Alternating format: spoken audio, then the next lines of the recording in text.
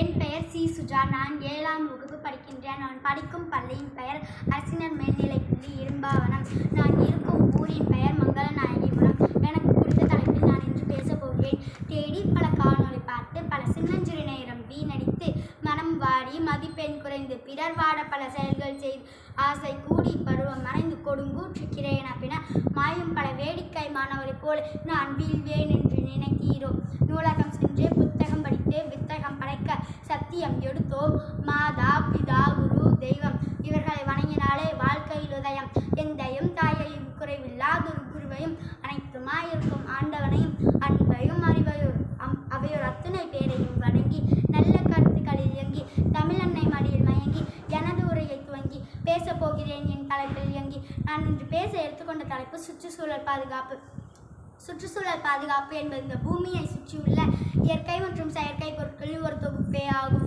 இப்பொழுது இருக்கும் அறிவியல் வளர்ச்சியில் ஒரு பக்கம் நன்மைகள் இருந்தாலும் மறுபக்கம் தீமைகள் சற்று அதிகமாகவே இருக்கிறது என்று சொல்லலாம். சுற்றுச்சூழல் மாசுபடுவதற்கான முக்கிய காரணம் நில மாசுபாடு, நீர் மாசுபாடு, ஒளி மாசுபாடு ஆகும்.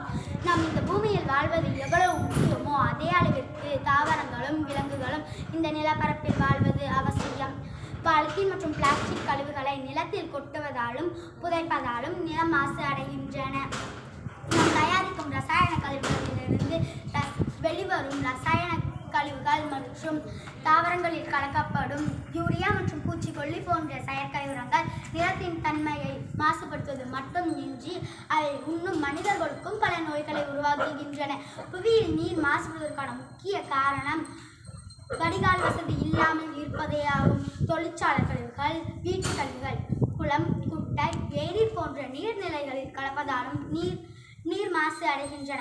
பெரும்பாலான மாசு மனிதர்கள் பயன்படுத்தப்படும் வாகனங்கள், பேருந்துகள், தொழிற்சாலைகளில் பயன்படுத்தப்படும் ஒலிபெருக்கி, வீடுகளில் பயன்படுத்தப்படும் இயந்திரங்கள், பொழுதுபோக்கு இயந்திரங்கள், மனிதர்கள் பேசும்போது வெளிவரும் ஒளி என இப்புவி பல ஒளிகளால் மாசு ஆகி கொண்டிருக்கிறது. சூரியனிடமிருந்து தேவையான ஆற்றலை பூமி பெறுகிறது. கார்பன் டை ஆக்சைடு, நைட்ராக்சைடு, மீத்தேன் போன்ற வாயுக்கள் வாயு மண்டலத்தில் பரவியுள்ளன. இந்த வாயுக்களை கிரீன் ஹவுஸ் வாயுக்கள் என்று அழைக்கப்படுகின்றன. ஓசோன் படலத்தில் ஓட்டை ஏற்பட்டால் தோல் புற்றுநோய் போன்ற நோய்கள் வருவதற்கான வாய்ப்பு உள்ளது. வளர்ந்து வரும் சந்ததியிடமும் மக்களிடமும் சுற்றுச்சூழல் மாசுபடுவதை எடுத்துரைப்பது மிக அவசியம். நாம் எந்த ஒரு செயல் செய்தாலும் சுற்றுச்சூழல் மாசுபடுத்தாமல் செய்வது நம் அனைவரின் கடமை என்பதை நினைவில் வைத்துக் கொள்வது அவசியம். மரம் நடுவோம், மழை பெறுவோம், மாசில்லாத சுற்றுச்சூழலை உருவாக்குவோம். நன்றி, வணக்கம்.